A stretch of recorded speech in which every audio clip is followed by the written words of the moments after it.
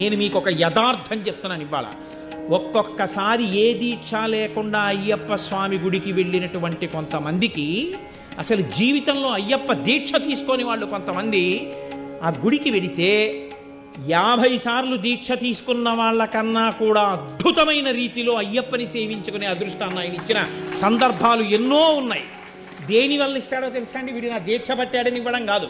వీడికి ధర్మమునందు అనురక్తి ఉంది, వీడికి వేదమునందు అనురక్తి ఉంది, వీడికి నా రూపమునందు అనురక్తి ఉంది, ఈశ్వరుడి యందు అనురక్తి ఉంది. అది ఆయనకి చాలు.